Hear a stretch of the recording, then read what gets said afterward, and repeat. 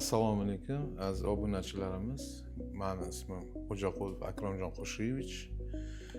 Oliy toifali shifokorman, kardiolog, terapevtman.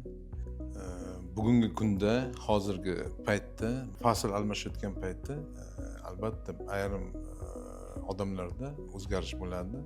Yurak qon tomir sistemasida, yurak urishida, nafas olishida, shuningdek ko'pincha har xil yurak urib ketishi, yurak sohasida sanchiqlar, qanaqadir qo'rquv, vahima, mana shunaqa narsalar bilan kechadigan holatlar bor.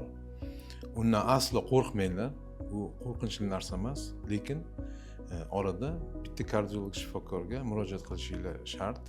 Chunki o'sha vaqtda kardiogramma qilib, o'sha shifokor ko'rgandan keyin sizlarga kerakli maslahatlar bilan yordam berishi mumkin.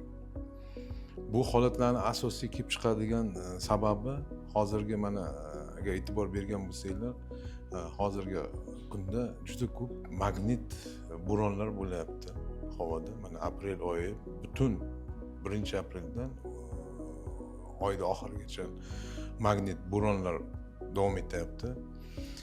Shuning uchun har xil o'zgarishlar asab tizimida, yurak qon tomir tizimida, oshqozon ichak sistemasida, bo'g'im kasalliklarida mana shunaqa o'zgarishlar beryapti. Undan xavotirlik joyi yo'q, lekin baribir ehtiyotimizni o'zimiz qilishimiz kerak. Nimaga deganda o'sha organizmda ham jarayonlar borki, qaysidir jarayon sekinlashadi, kimlardadir naborot kuchayib, tezlashib ketishi mumkin. O'sha jarayonlarda qanaqadir o'zini yomon his qilishi, betob bo'lishi, yotoqchiligi, o'sha boshini yostiqdan ko'tara olmasligi, bosh og'riq, yuragida sanchiq, yurak urib ketishi, havo yetishmovchiligi, nafas siqishi, mana shunaqa har xil shikoyatlar bilan bizga murojaat qiladi.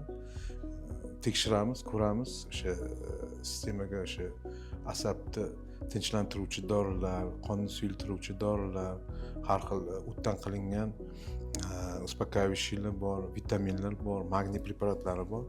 O'sha dorilarni ishlatganimizdan keyin ular sekin o'ziga keladi. Yana bitta narsani qo'shimcha qilmoqchiman.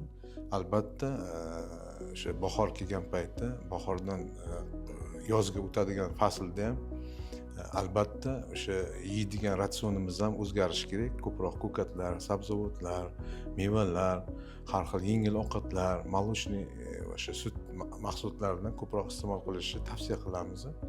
Undan tashqari asab tizimida o'zgarishlar bor. Ko'pincha u tonus bilan bog'liq. Shuning uchun mana shunaqa paytda, salqin paytda iloji boricha o'sha jismoniy tarbiya mashqlariga e'tibor berish kerak. Ertalab zaryadka, kechqurun probежка, har xil mana shunaqa narsalarni qilsanglar, hammasi yaxshi bo'ladi nasib qilsa.